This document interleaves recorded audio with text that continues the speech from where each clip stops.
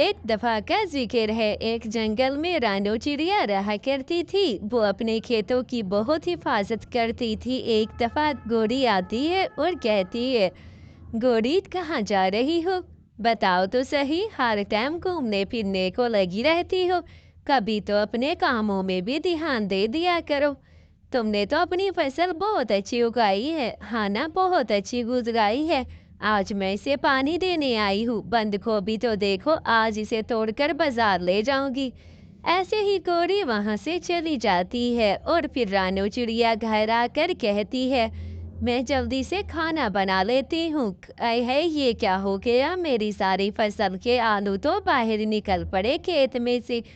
ये तो पानी रात लगता है बारिश आई थी। ऐसे ही वो सारे आलू उठाकर घर ले आती है। अगले दिन फिर गौरी आती है और कहती है, देखो रानो चिड़िया, चलो नदी किनारे पानी भर कर आते हैं। ठंडा ठंडा पानी है आज। बिटिया जरा बात तो सुनना, मेरे घर पे सांप आ गया है, वो तो जरा मार दो मुझे सांप। हाँ हाँ, मैं अभी आ रही हूँ, अभी आकर आपको मार देती हूँ। मुझे तो बहुत डर लगता है सांप से। माँ जी, मैंने सांप को मार दिया है, कोई और काम हो तो बताओ माँ जी। नहीं बिटिया, तुम्हारा बहुत शुक्रिया, तुमने मेरी मदद की। चलो माँ जी, मैं यहाँ से चलती हूँ, घर पर मुझे बहुत काम है, पानी भरने आई थी नदी किनारे। चलो गोरी, चलते हैं। हाँ हाँ, चलो चलो। तुम्हें अगर कुछ हो जाता तो फिर?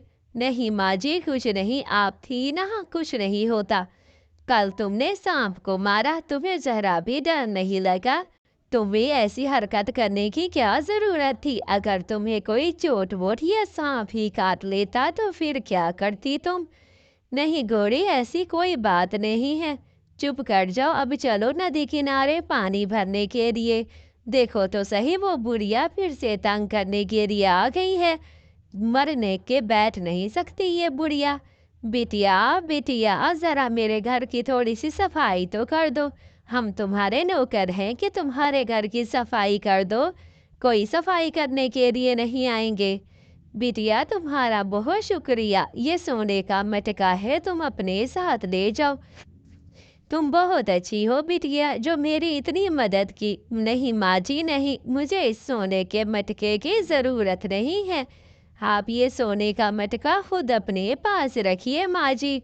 ऐसे ही गोरी कहती है, नहीं नहीं, मुझे ज़रूरत है, मुझे ही दे दो ये सोने का मटका। मुझे बहुत ज़रूरत है सोने के मटके की। ऐसे ही गोरी सोने का मटका लेकर घर आ जाती है और फिर कालू को सारी बात आकर बताती है।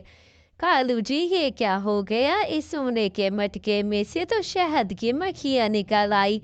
मेरे तो सारी स्किन ही बर्बाद कर देंगी ये। हाय हाय, मेरा मुंह तो देखो, बहुत दर्द। देखो गोरी, सोने का मटका भी गायब हो गया है। लगता है ये कोई जादुई मटका था। हाँ कालू जी, जादुई मटका था। ऐसे ही रानू को फिर दूसरा मटका दिया। मेरे पास तो वो मटका ऐसा नहीं था, फिर ये शर्फिया और सोने की मटका कैसे आ गया? मुझे तो बिल्कुल भी समझ नहीं आ रही। ऐसे ही अगले दिन फिर गोरी देखने के लिए चली जाती है नदी किनारे। कालू जी, यहीं पर ही सब कुछ हुआ था, यहीं पर ही बुढ़िया थी। पता नहीं सब कुछ कहाँ गया, मुझे तो यकीन नहीं आ रहा।